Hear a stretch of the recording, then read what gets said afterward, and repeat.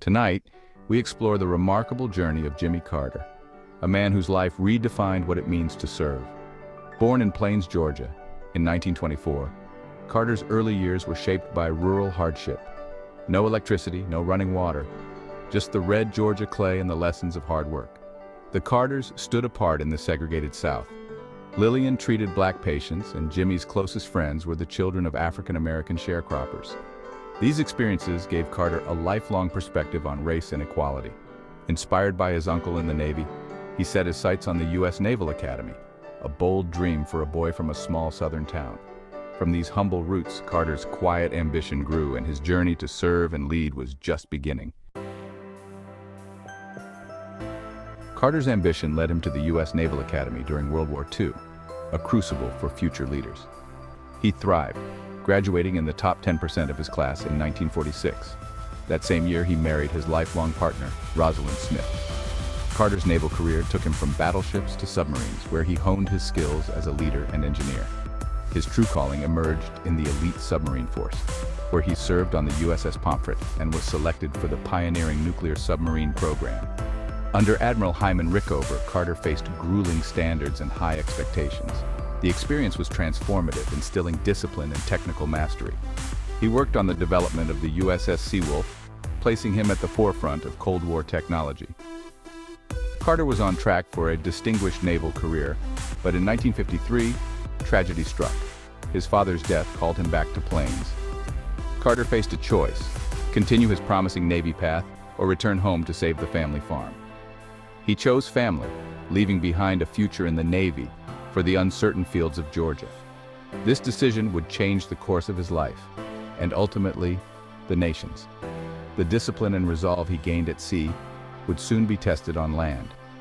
Carter's journey from the high seas to the heart of Georgia was just the beginning of his public service. The next chapter would see him transform from a struggling farmer to a leader with statewide and soon national ambitions. In Plains, Carter faced hardship: public housing, drought, and near bankruptcy. He rebuilt the family business with Navy discipline, modernizing the farm and becoming a respected community leader. Disturbed by racial injustice and corruption, Carter entered politics, winning a contested state Senate race after exposing election fraud. After 2 Senate terms, he aimed for governor. His first try failed, but he persisted, listening to voters across Georgia. In 1970, he won, declaring, "The time for racial discrimination is over." As governor, Carter reorganized government, championed reform, and proved change was possible, even in the Deep South. The lessons learned in Georgia would soon propel him onto the national stage. As governor, Carter saw a nation in crisis: Vietnam, Watergate, and a loss of faith in leadership. He seized the moment, launching a long-shot presidential campaign in 1974. Dismissed as an outsider, Carter built a grassroots movement, meeting voters face-to-face in Iowa and New Hampshire. His message was simple: honesty, integrity, and a promise. "I will never lie to you." Americans, weary of scandal, responded to his authenticity. Carter's early primary wins turned Jimmy Who into a national phenomenon. He secured the Democratic nomination and faced President Gerald Ford in a close, hard-fought election. Carter's outsider appeal and promise of a fresh start resonated. On November 2, 1976, the peanut farmer from Plains became the 39th President of the United States. His victory was a triumph of hope over cynicism. Carter's journey to the White House was improbable, but it was just the beginning. The real challenge was about to begin: leading a nation hungry for change, and Carter was determined to deliver. Carter's presidency began with a walk down Pennsylvania Avenue, symbolizing a new, people-focused leadership. He opened the White House, held fireside chats, and sent his daughter to public school, breaking with tradition. Carter's foreign policy was guided by human rights, pressuring regimes worldwide to improve their records. His crowning achievement, the Camp David Accords, brokering peace between Egypt and Israel after 13 tense days. Domestically, Carter tackled the energy crisis, creating the Departments of Energy and Education. He championed conservation, alternative energy, and environmental protection, expanding national parks and launching the Superfund program.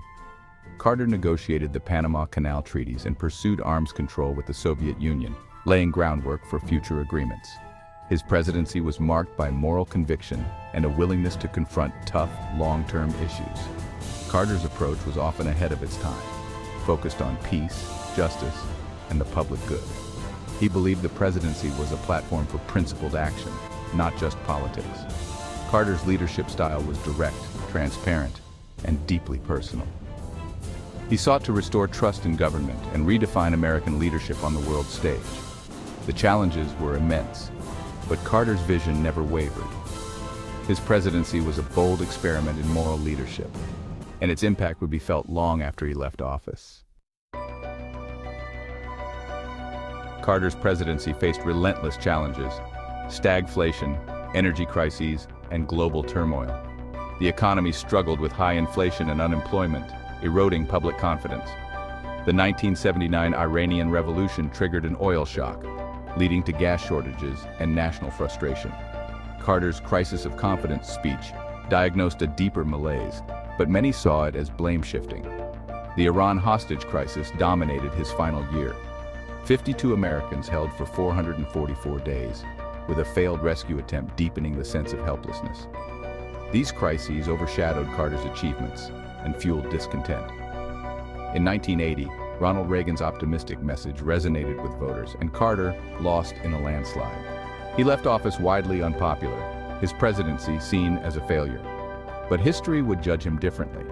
The challenges he faced were complex, and his responses often principled, if politically costly.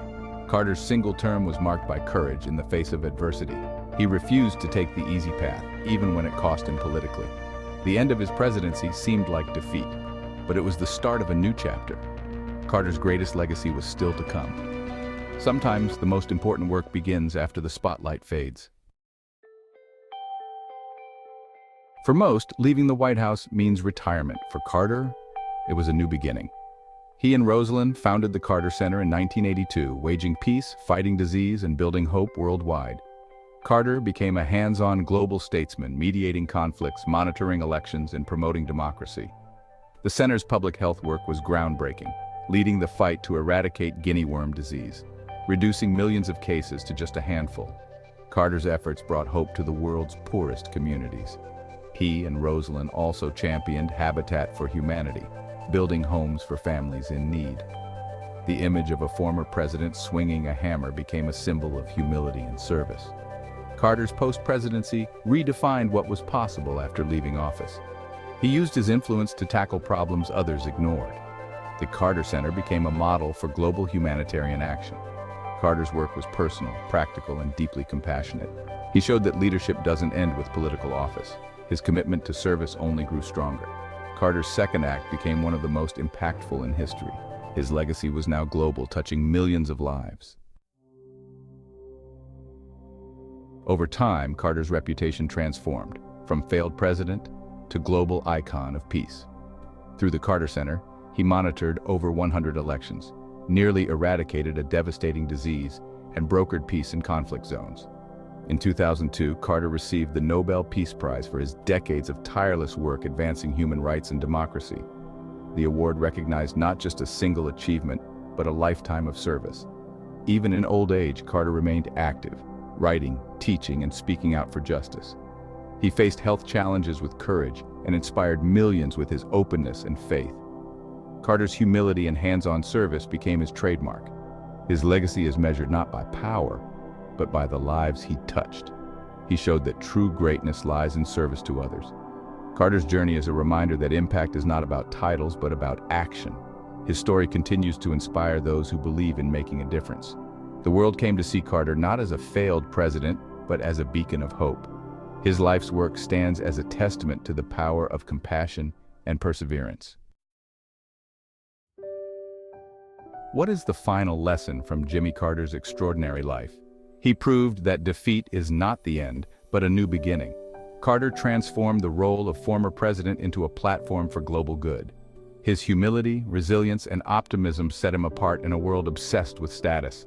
Carter never lost touch with his roots or his faith in humanity. He found meaning in service, whether building homes or brokering peace. Carter's life answers the question, what can one person do? The answer, so much more than we imagine. His journey from the peanut fields to the world stage is a masterclass in purpose and perseverance. Carter's legacy is not in monuments, but in the hope he gave and the lives he changed. He is a true American original, and his spirit of service will inspire generations. The story of Jimmy Carter reminds us, a life well lived is a life of service.